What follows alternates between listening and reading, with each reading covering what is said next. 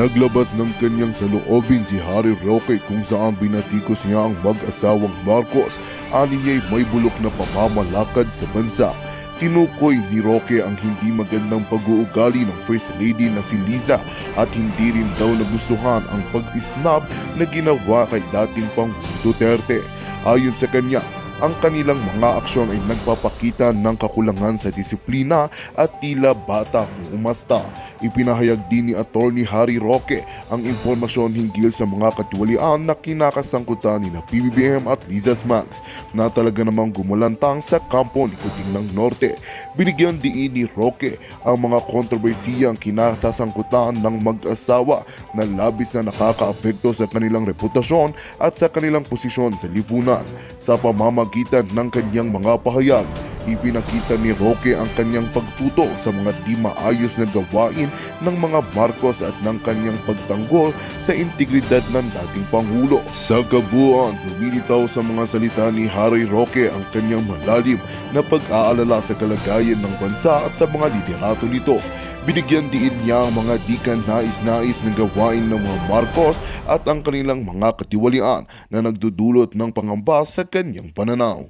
Well, ito nga ang balitang ating pagkakatutukan. Ngunit bago ang lahat, siguraduhin mag-subscribe at i-hit ang notification bell para sa patuloy na pagtutok sa mga sulyap ng bagong balita sa tunay na boses ng masa.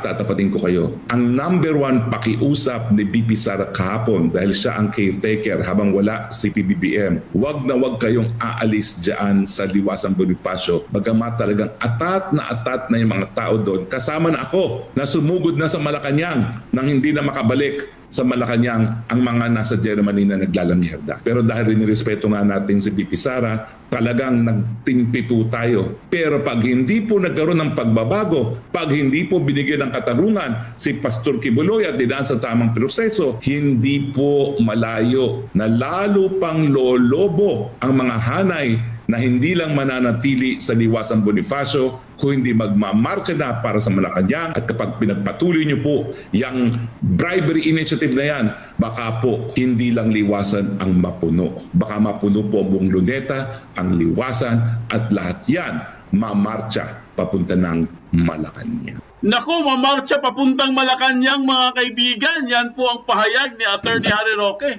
Muntik na pala, no? Muntik na pala. Kung hindi po sila napigilan, guys, syempre, alam mo naman, respetado po si Vice President Sara Duterte. So parang pinigilan sila mga kaibigan na wag na kayong umalis dyan sa Liwasang Bonifacio. Kasi nga, yung panahon na yun, guys, yung pinaka-finale po ng prayer rally, alam naman natin na wala po si Kuting sa Pilipinas, na sa ibang bansa. At ang caretaker po noon mga kaibigan ay si Vice President Sara Duterte. Syempre, pag sumugod nga naman sila, pangit pakinggan, di ba? So muntik na guys, muntik na po talagang sumugod ang kingdom kasama po ng mga iba pang mga supporters mga kaibigan, muntik na silang sumugod sa Malacanang. Papasalamat pa rin tayo mga kaibigan kay Vice President Sara Duterte, kaya pala siya pumunta doon sa Liwasang Bonifacio. Hindi siya pumunta doon para mag-speech or magbigay ng kanyang di ba? Hindi po siya nag-speech eh. Dumaan lang siya guys. Sa tingin ko, kaya siya dumaan doon, ito nga, sinasabi nga ni Attorney Harry Roque, para siguro pagsabihan siya na wag na kayong sumugod. Kasi nga, itong si Attorney Harry Roque guys, atat na po talaga siyang susugod or aatakihin yung Malacanang na yan. Dahil nga, syempre, ayaw makinig eh. Nagbubulag-bulagan eh, nagbingi-bingihan eh, manhid. Hindi pinapakinggan ang taong bayan. Sino ba namang hindi maasar dyan? Di ba? Kaya po kaya nga nangyari yung Liwasang Bonifacio na yan eh. Dahil po, ayaw nilang makinig sa taong bayan. Simple lang naman ang request eh. Diba? Sagutin mo ang mga tanong, bigyan ng fairness ang mga kaso, bigyan ng hustisya si pastor. Ganun lang naman. Pero hindi naman kayo nakikinig. Pinapakinggan niyo pa rin yung mga nasa kongreso na hinalang ng mga tao at yun, ayaw makinig. Lalo na sa Senado, hindi naman lahat. Meron din naman tayo napipisil pa dyan sa Senado, no? Katulad ni Robin Padilla. Diba? Pumunta po sa prayer rally si Senator Bato. So mamaya po guys, aalamin po natin yan. Matindi po ang kanyang revelasyon dito ni Attorney Harry Roque. At eto na naman tayo guys, may breaking news na naman tayo. Ano ba yan? Ha? Eto pong si Ahas, nang snub na naman. Grabe. talagang reyna ng snub to si Ahas, no? Aalamin po natin yan mamaya guys. At meron po tayong full video, ha? Meron po tayong full video mga kaibigan. At bibigyan po natin ng reaction kung anong itong ginawa. Kasi grabe ang ginawa ni Ahas. Grabe guys, talagang hindi ko ma-imagine mga kaibigan paano niya nagawa yung kay VP Sara. Nakakahiya. I mean, hindi man lang siya nahiya. Vice President yun eh. Siya, ano ba siya? Ano ba siya? Ahas lang siya, di ba? Pero nagawa niya yung kay Vice President Sara Duterte mga kaibigan. Kaya mamaya po, bigyan natin ng magandang reaction yan. At of course, mga kaibigan, meron na po tayong listahan, guys. Nako, ito na sinasabi ko sa inyo. Meron na po tayong full na mga listahan, mga pangalan ng mga congressman, mga kaibigan. Mga congressman na bumoto para, bumoto po sila mga kaibigan para ibasura ang prangkisa ng SMNI. Kaya nakikiusap po ako sa inyo mga kaibigan na mamaya po ipakita ko nyo yung mga pangalan, ilista nyo ha. Tandaan nyo, para sa susunod na boto, huwag nyo nang iboto yung mga yan. Sila po yung nagpahirap dito sa bayan natin eh. Okay? Mamaya po ha. Kailangan nakahanda na kayo sa inyong mga papel at mga ballpen or lapis. Hindi.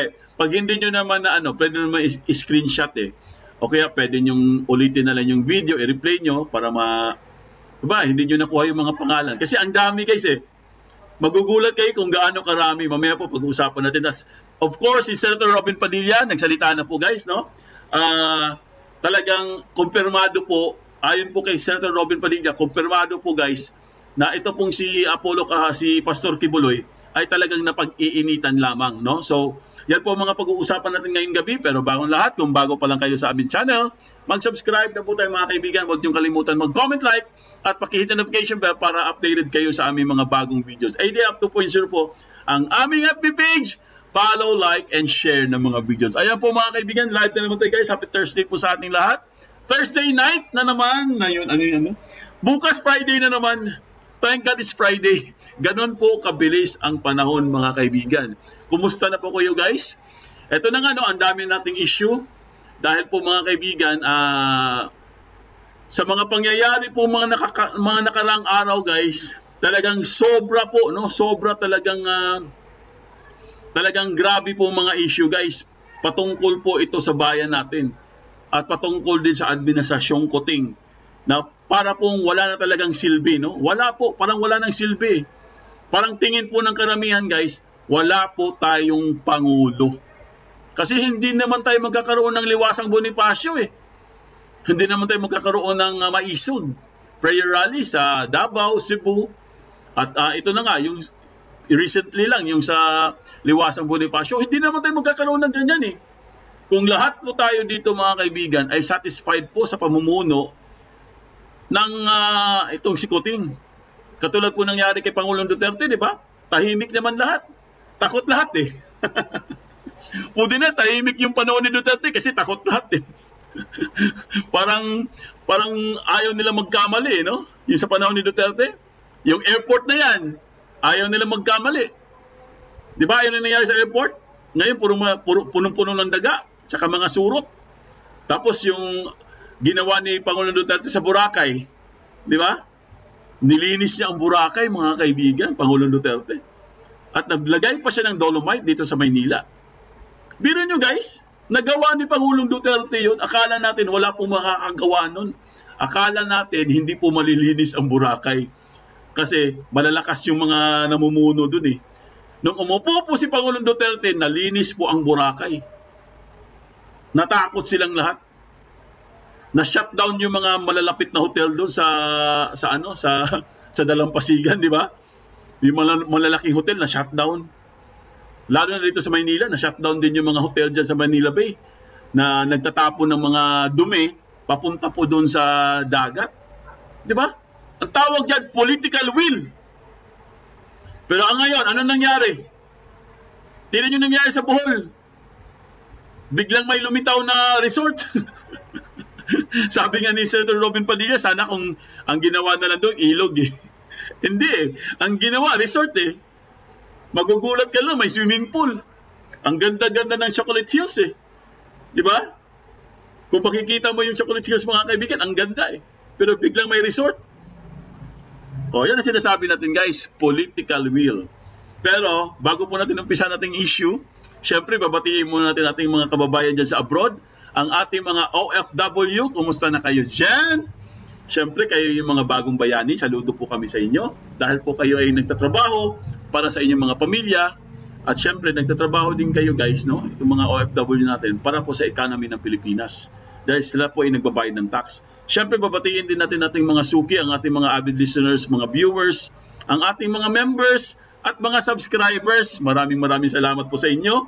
Dahil kayo po ang bumubuo sa Foodinat Channel. Kaya nagpapasalamat po kami sa inyo. Syempre, pag wala kayo guys, wala din kami. Kaya maraming salamat po. Ayan. Manila Bay, yes, Tatak Duterte yan. Yan, syempre. Dolomite, Tatak Duterte yan. Oo. Hindi natin pwedeng i-deny yan. Di ba? Hindi mo pwedeng i-deny yan. Si Duterte lang nakapagpalinis dyan. Di ba dati pag dumadaan ka dyan, no, papunta kang airport, talagang nakatakip na yung mukha mo, no? Nakaganon ka na kasi alam mong mag-iiba na yung amoy. Di ba? Aminin, di ba? Sino dumadaan dyan palagi o papuntang airport? Di ba? Pero ngayon guys, ang ganda na po ng Maynila. Well, andyan po si Isko. Si Isko din eh. Pinaganda rin niya ng Maynila, no? Nilinis niya ang Divisoria. So, marami po talagang nangyari sa panahon ni Duterte na maganda. Beautification, nawala ang corruption, nawala ang laglag-bala, lahat. Dahil po, yan ang sinasabi natin guys, may political will. Diba? Rolando Narido, what do you expect? Pulburon pa more? Beta Galban, hello. Raul Olivero, Celine Marie. Ayan, quick shout out lang po tayo guys ha. Sandra Escolano, Edelito Namit, Joel Edgy Buhay, Corazon Ocampo, Just G, ML Almari Arg Otto Kuwait, si Adel Bautista, si Mary Ann Polmones, Teresita Lim, Sandra Escolano, Adel Bautista, Zinaida Puerte, Cristabello, Lete Lopez, Lina Denosta, tama po sir, ayan. Si Lynn Marie, sino pa? Si Norma Jalava, si Birota Galban, hello, Alfonso Jurado Jr., si Wang Yoni, hello Wang Yoni, kumusta ka na dyan? Ayan. Si Cat Lover, at dito din mga kaibigan. Si Jenny Jarumay, Elena Calapis, good evening everyone, missing you afternoon live. Sir Foodie, okay lang po yan Elena Calapis, kumusta ka na dyan? Contract renewal pala. Here I am ready to watch, yes. Ayan, nag-contract renewal ka pala. Oh, wow, congratulations kay Elena Calapis, contract renewal, galing oh, galing talaga. Ayan, si Norma Jalava, Leonida Pakinggan, Victoria Galvez, Corazon Austero, si Lynn Marie, ayan. Norma Torzar at si Naomi Paloma, ang ating first honor. Ito na nga, umpisahan na kagad natin guys, no? Joel Yagbuhay, ayan. Celso Pacundo at si Eli Lagmay. Ito guys, umpisahan na kagad natin mga kaibigan. Ito po ang ating, ipakita ko lang sa inyo guys ha. Ito po yung mga listahan. Okay? Ito mga listahan guys, pwede nyo i-screenshots or pwede nyo kopyahin para hindi nyo makalimutan mga kaibigan. Kasi ang dami po nila. 24 po sila guys, lahat-lahat.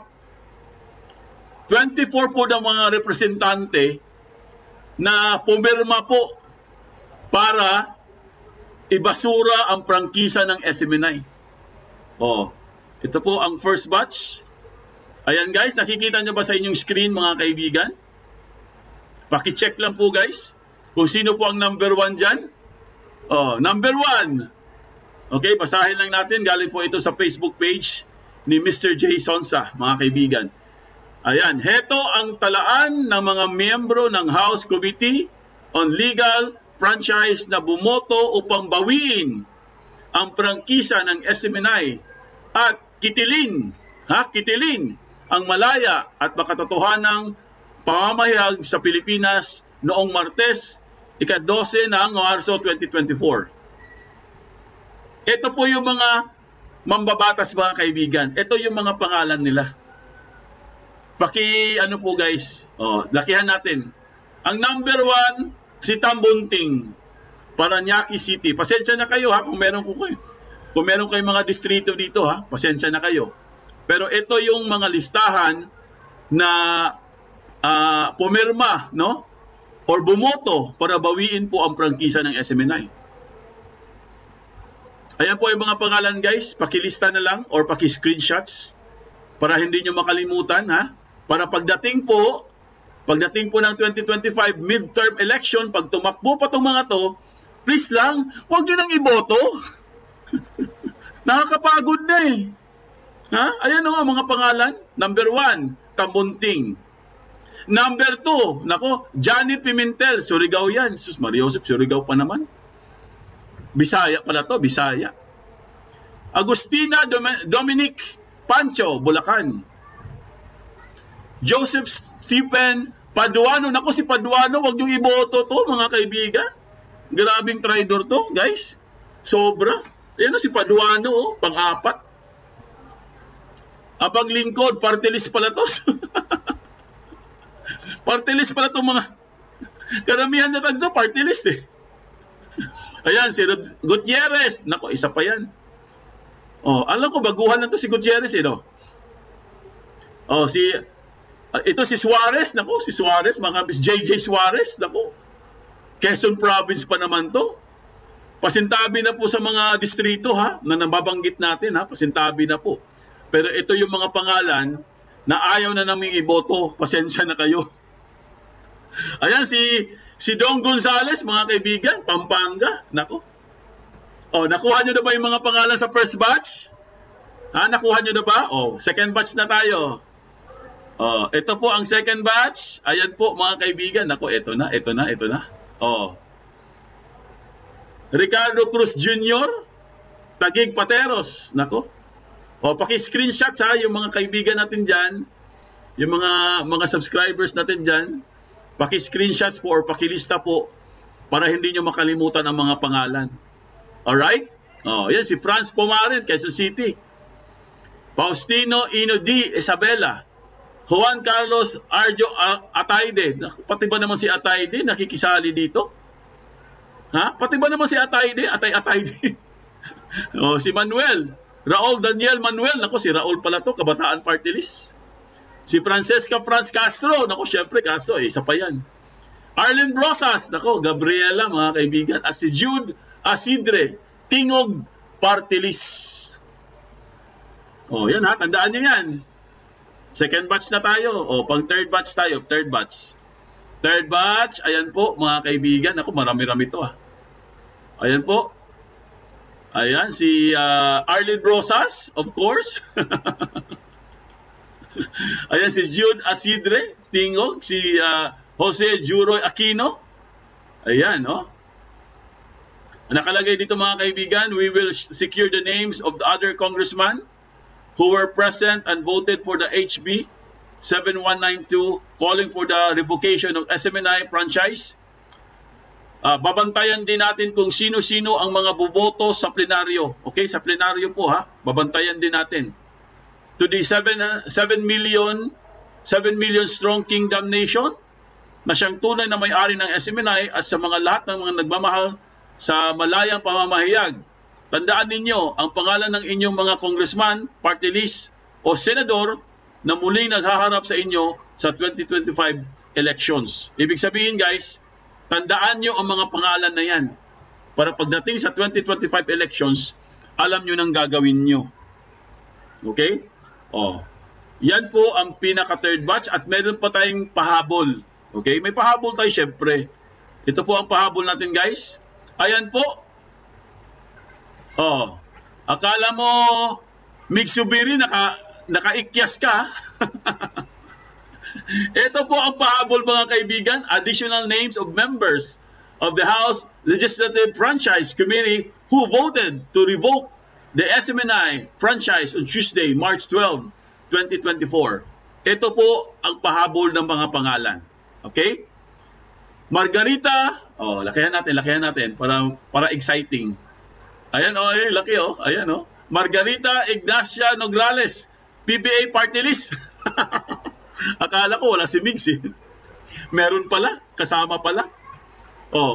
Si Richelle Singson, ako Ilocano, ako party list. Si Arthur Celeste, Pangasinan. Janet Garin, ako pati si Garin. Si Garin mga kaibigan, nakikisali din. Lolita Javier Leyte. Inaalam pa namin iyong ibang present during the hearing held on held on March 12 Tuesday at the Mitra Hall, Batasan Complex, Quezon City. Ayan po ang mga pangalan mga kaibigan. 24 po lahat yan guys, 23 or 24. Sila po ang bumoto para tuluyan na pong ma-revoke ang franchise ng SMNI. Bawiin, para bumoto upang bawiin ang prangkisa ng SMNI. Yan po yung mga pangalan. Please lang, tandaan nyo, o kaya screenshot nyo, ilista nyo, ilagay nyo sa inyong kalendaryo para sigurado kayo. Ako, nakalista na to sa computer eh. Ang dami niyan ha. Ito lang po guys, ito lang po ang napapansin natin mga kaibigan. Bakit po lahat ito boboto?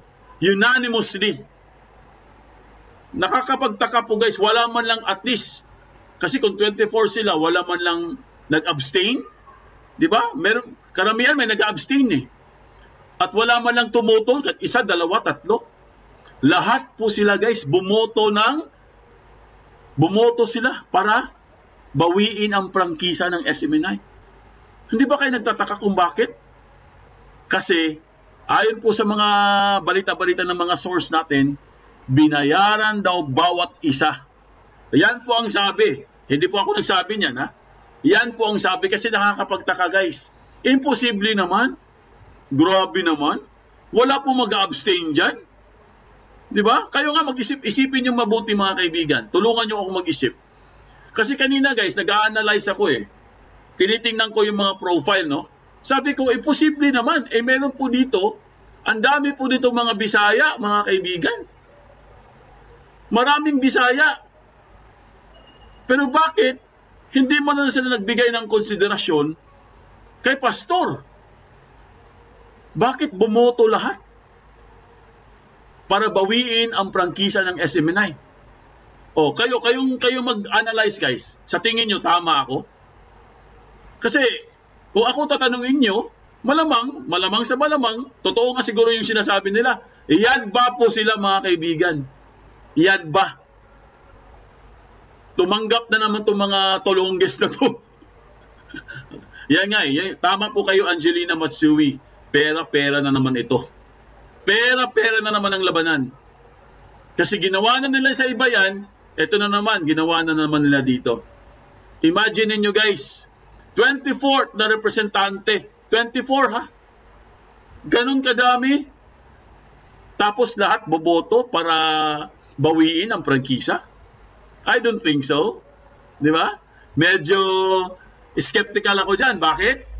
Dahil po mga kaibigan, sabi ko nga sa inyo, tinignan ko yung mga profile, in-scan ko yung mga profile paulit-ulit, nakita ko naman yung iba, na yung mga advokasya nila ay para po sa bayan. Pero bakit boboto kayo para bawiin ang prangkisa ng SMNI? Samantalang ang SMNI po, nakikipaglaban sa mga korap. Ibig sabihin, nabusalan din kayo. O kaya, baka nabayaran din kayo. Ay, nako. Babawi tayo ha. Lenny Sevilla ha, babawi tayo. Huwag niyong kalimutan guys, babawi tayo mga kaibigan. Virginia, Latosa, malaki daw ang bayad guys. Bilyon na naman. Ngayon, kung totoo yung bayad-bayad na yan, paano kaya nila babayaran to mga to? Anong presyo? Billion ba? Kasi kung billion at 24 silang bumoto, ang dami niyan. Sus, Mario Joseph, naubos na yung pera natin. Tama po kayo Maribig Garciano. Money is the root of all evil. So mga kaibigan, no, nakikisuyo lang po tayo guys, no, nakikiusap po tayo sa inyo na sa susunod po na election guys, pag nasilip nyo itong mga pangalan na to, please lang, i-ekes nyo na. Ha? Ngayon pa lang guys, ngayon pa lang, please lang, no?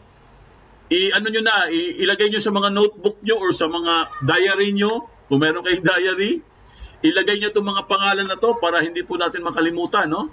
Siyempre, minsan nakakalimutan po ng mga kababayan natin. Oo, si Smugs po ang nagbayad, Jenny, Jarumay, tama po kayo.